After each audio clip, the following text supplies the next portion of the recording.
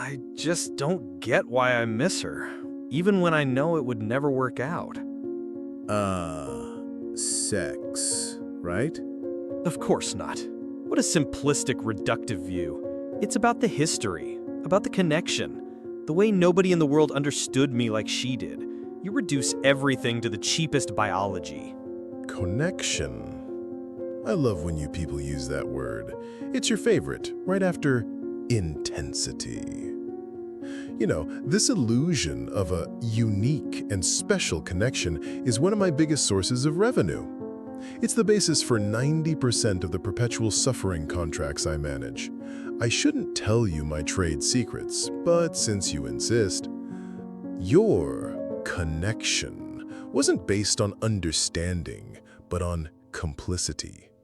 It was a silent pact of mutual validation for your worst parts.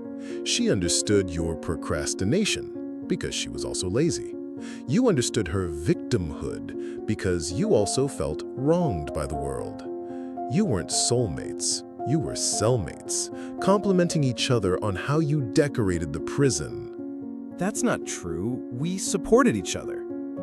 You used each other as an excuse. But if you still doubt it all comes down to the primitive, let's look at the facts. When she showed up engaged to another guy, do you remember your first, honest, uncontrollable thought? Probably something about missing her. No. You thought, that poor bastard will have to eat chewed meat for the rest of his life. And that wasn't some external comment in front of your friends out of spite. It was an honest, sincere thought. You literally felt sorry for the guy, not because he was with the love of your life, but because he wouldn't know how to handle your toy. Your first reaction wasn't, "I've lost my soulmate." It was, "My sexual trophy now belongs to an amateur who prefers fresh meat." And that shows just how little you care about her. That's just my ego talking, a momentary reaction. The real feeling, the one that lasts, is deeper. Yes, the depth, the great intensity. The truth, my dear fellow, is that you got addicted to the cycle of cortisol and dopamine.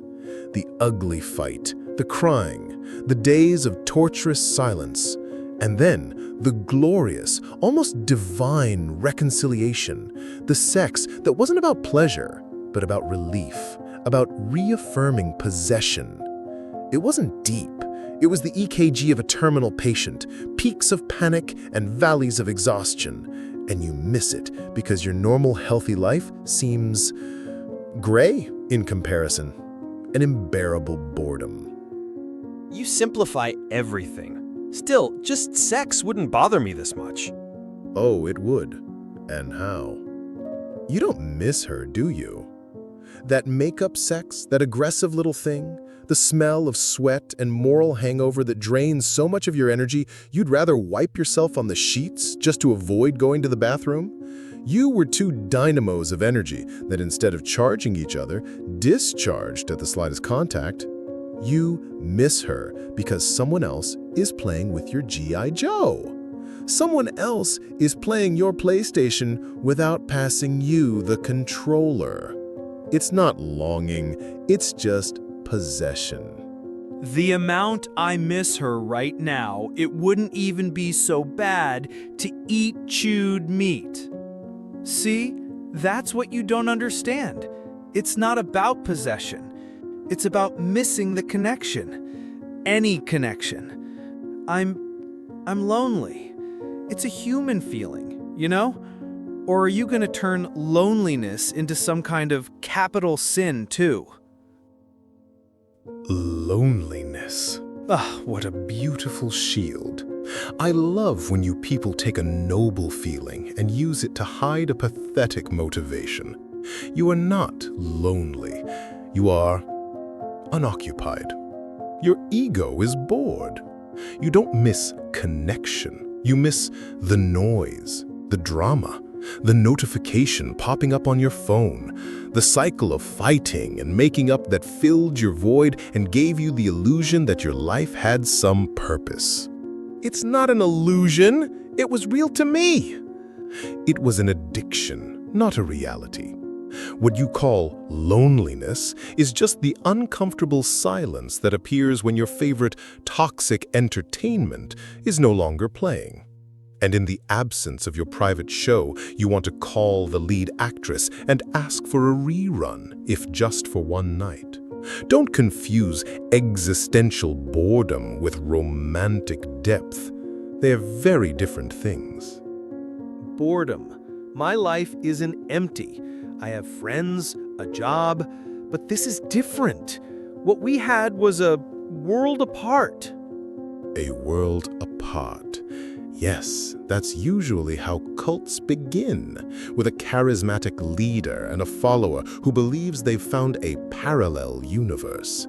But this universe of yours was supported by pillars of insecurity and emotional dynamite. It was exciting, I know, but it wasn't sustainable. Now that the temple has crumbled, you miss the explosions, not the architecture. It's because that's what withdrawal does. It throws away your soul, your essence, your vitality. It convinces you that the poison was in fact water. And then, when you come, you think, what have I done? It's a vicious cycle, always internal. You commit a damnation against your own body, pay with dignity and self-respect, and go back to hating yourself, regardless of whether you're near her or far away.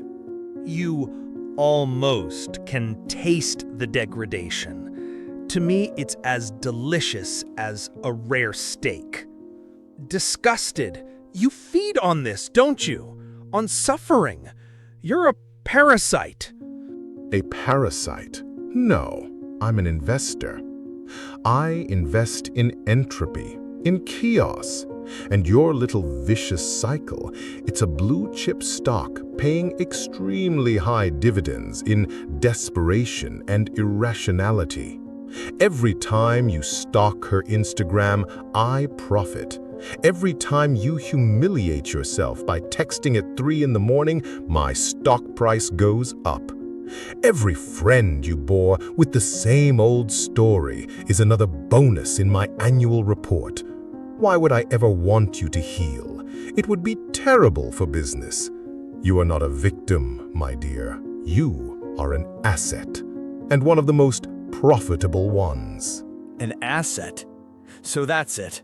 My suffering, my intensity, my connection, it's just a commodity in your market. It has no real meaning. It's nothing special, just another number on your spreadsheet.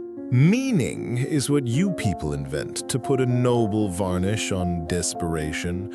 But yes, in essence, you've understood. Your pain is raw material, and of the highest quality, I might say. Volatile, recurring, and highly flammable. A natural resource that never runs out. So how do I stop? If it's an addiction, how do I break the cycle? What's the cure? The cure. Ah, the million-soul question. The answer is so brutally simple. So bland it disgusts me. And frankly, revealing it would be an act of self-sabotage on my part.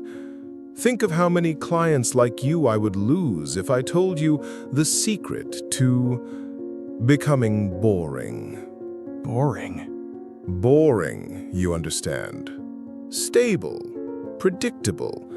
People who find satisfaction in building something small and real instead of setting themselves on fire in grand imaginary passions. People who trade intensity for consistency. It's a deadly bore for me. There's no drama, no late-night bargains. There's nothing to invest in. The cure for your deep suffering is the sublime mediocrity of peace. And you people hate peace. You find it unbearable, because in the silence of peace, you are forced to truly meet yourselves, without the noise of your own drama to distract you. So I just wait. Give it time, right? No. Time doesn't cure anything. Otherwise, every old man would be a sage. Time just accumulates dust on the wounds you didn't have the courage to truly clean. But that is a conversation for another day. Shall we get some barbecue? A barbecue? Of course. In the absence of human soul, it's an excellent dish. And after all this nonsense, I'm starving. He thinks giving it time is a solution. Lovely. As a farewell gift, here is a final riddle for you who have the courage to look into the abyss. Think about this. I disguise myself as poetry, and you call me memory. But I am just addiction, celebrating its own victory. I make you feel deep, noble, loyal, while I drown you in a desire most primitive and carnal. Say my name. The hint? I am the feeling that convinces you the thirst for the poison is, in fact, longing for the source.